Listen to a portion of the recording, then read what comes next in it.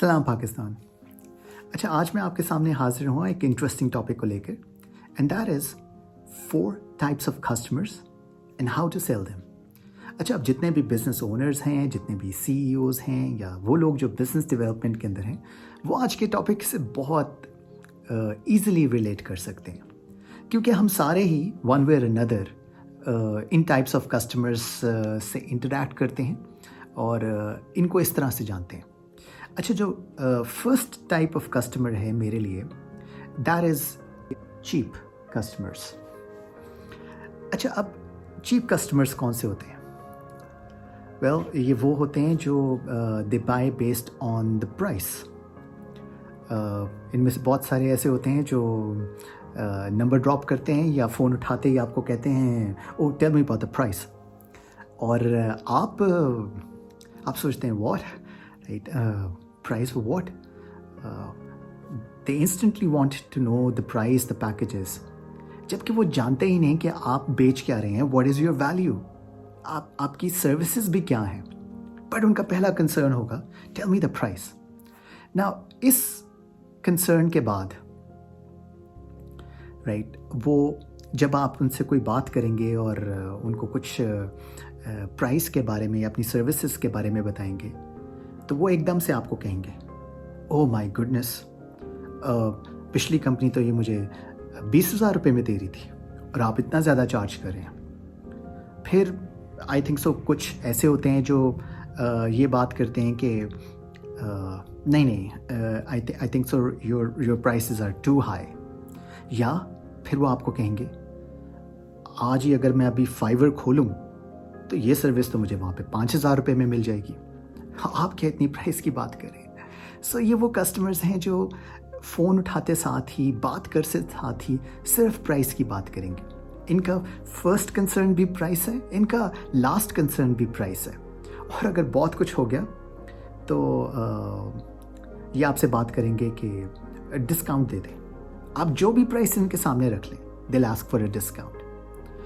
और फिर भी आप एक एंटरप्रेन्योर हैं, आप एक सर्विस प्रोवाइडर हैं और आपने सीखा हुआ है, ओह क्लाइंट को नहीं जाने देना, and you dive in, and the moment you dive in आप से यार कोई बात नहीं, मैं कोशिश करूँगा कि मैं इस तरह के कस्टमर को संभाल लूँगा, मैं इसको संभाल लूँगा, मैं थोड़ा सा फ्लेक्सिबल होके, थोड़ा सा बैक फुट पर जाके इसकी रिक्वायरमेंट्स पूरी कर ही लूँगा।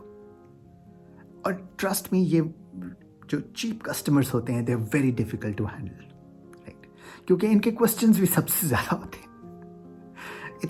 इतनी सर्विस में प्रोडक्ट्स नहीं होती हैं जितना in the course of line ये आपसे क्वेश्चंस करते जाते हैं। So the first category over here is cheap customers. Now, the second category that I'm going to talk about today is difficult customers. अच्छा, अब difficult customers कौन से होते हैं?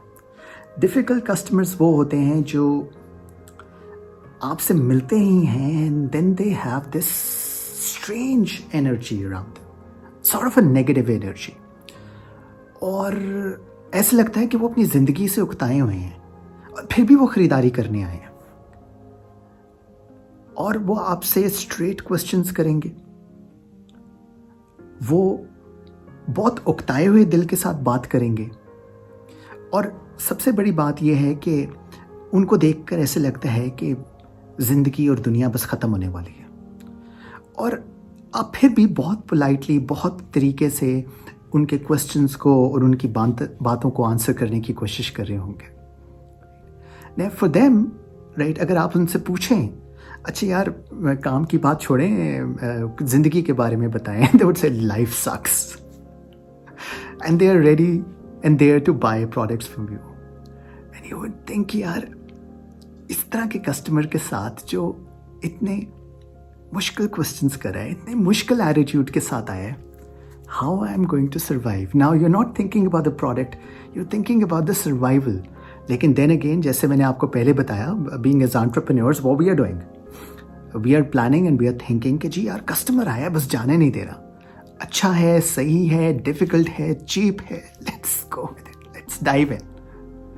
And that's one of the most interesting क्या कहते हैं, choices that we make as entrepreneurs और एज बिजनेसमैन, और वो चॉइसेस और वो डिसीजंस हमेशा ठीक नहीं होते। अच्छा, इसके अलावा what is the third type? The third type of customer is called a sophisticated customer. Now what is a sophisticated customer?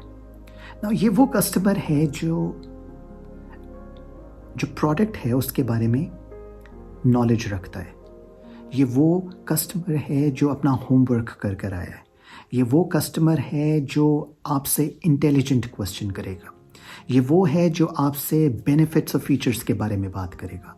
ये वो है जो आपसे टाइमलाइन के बारे में पूछेगा। ये वो है जो पूछेगा कि इस पूरे प्रोसेस के बाद नेक्स्ट फेज़ क्या होगा। मतलब उससे बात करते साथ ही आपको अंदाज़ा हो जाएगा कि he means business. He is a person जिसके पास पैसा है, जिसके पास नॉलेज है और जिसके पास अंडरस्टैंडिंग है। और अब मैं नोट्स में देखूं तो they are there to buy and they don't want to fool around. मगर इस तरह के कस्टमर्स के साथ बात करते हुए आपको दो चीज़ों का ख्याल रखना है। Sometimes these sort of customers they need time. वो चाहते हैं कि उनको कुछ टाइम दिया जाए ताकि वो सोचें। लेकिन when they make a decision, their decision is firm and they know that they want this product or service.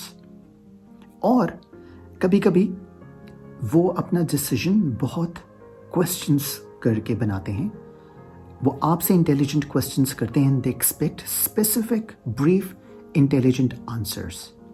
ये वो लोग हैं जो कहानियों पर और आपकी लंबी लंबी सेल्स पिच पर यकीन नहीं रखते।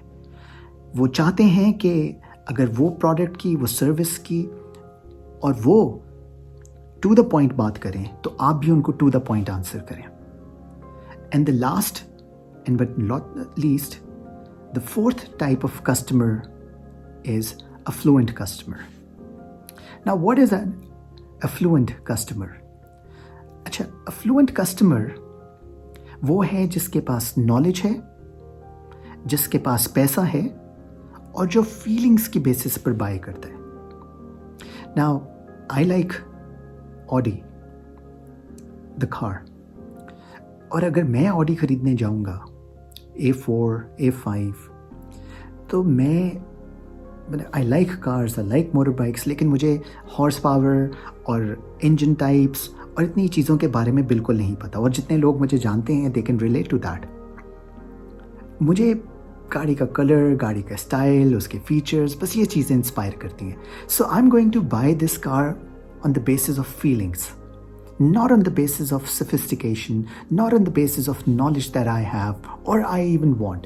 बस क्योंकि मुझे अच्छी लगती है इसलिए मैं बाय करना चाहता हूँ। और ऐसे में हमारे बहुत सारे सेल्स रिप्रेजेंटेटिव्स, हमारे बिजनेस डेवलपमेंट ऑफिसर्स वो एक गलती करते हैं।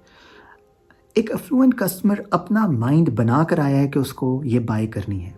ऐसे में अब ज़रूरत ही नहीं कि आप उसको सेल्स पिच दें, ज़रूरत ही नहीं कि आप उसके साथ प्रोडक्ट्स और बेनिफिट्स और फीचर्स की बात करें। Just close it down, contract उसके सामने रखें और पूछें कि कब से शुरू करना है।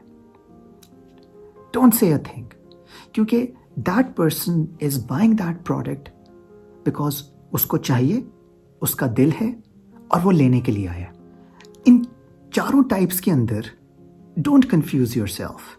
And I can tell you one thing कि मोस्ट ऑफ द एंटरप्रेन्योर्स, हम लोग बिजनेसमैन, हम लोग अपनी जो स्ट्रैटेजी है राइट, वो हमेशा अपनी स्ट्रैटेजी, अपनी सर्विसेज, अपनी सेल्स पे चीप और डिफ़िकल्ट क्लाइंट्स को सामने रख के बनाते हैं। Now who wants to sell them? That's a question. कितने लोग हैं जो चीप और डिफ़िकल्ट कस्टमर्स को सेल करना चाहते हैं? आई think so the focus should be on this side, where we need sophisticated and affluent customers. ये वो जगह है जहां पर मैं चाहता हूं कि हमारा फोकस हो, हमारी सेल्स पिच इस तरह के क्लाइंट डेमोग्राफिक्स के लिए हो, इस तरह की अप्रोच रखने वाले लोगों की तरफ हो। और ये वो दोनों कस्टमर्स हैं जो during the course of line आपको तंग नहीं करेंगे। अगर वो आपके साथ हैं तो वो आपके साथ एक स्विफ्ट रिलेशनशिप बनाएंगे, और अगर वो आपके साथ नहीं चलना चाहते तो they would not bug you. So my experience says कि ये वो कैटेगरीज हैं, चीप, डिफ़िकल्ट, सोफिस्टिकेटेड, अफ्लुएंट, जो हमारे अंदर भी हैं. हम भी कभी कभी ऐसा ही बिहेव करते हैं. समटाइम्स जब हम इन्वेस्टमेंट करने लगते हैं तो हम सोफिस्टिकेटेड कस्टमर्स बन जाते हैं. जब हमें कोई प्रोडक्ट अच्छी लगती है जो हम ख़रीदना चाहते हैं, जैसे मेरे केस में ऑडी है, तो वी बिकम अफ्लुएंट कस्टमर्स. कभी कभी हम कोई ऐसी प्रोडक्ट राइट जहाँ पे हमें बार्गेन करना होता है तो we become all cheap right, we become cheap customer. So इन कैटेगरीज के बीच में हम रिवॉल्व करते रहते हैं. मगर ये वो कैटेगरीज हैं जिनको अंडरस्टैंड करना ज़रूरी है. और गलत कैटेगरी के लिए अपनी सेल्स पिच को ना बनाएं. अपनी सेल्स पिच को राइट कैटेगरी के लिए बनाएं. राइट कैटेगरी के पास इसको थ्रो करें and make your script intelligent, specific, to the point and full of emotions, ताकि आप सोफिस्टिकेटेड और फ्लुएंट कस्टमर्स दोनों को ग्रैब कर सकें.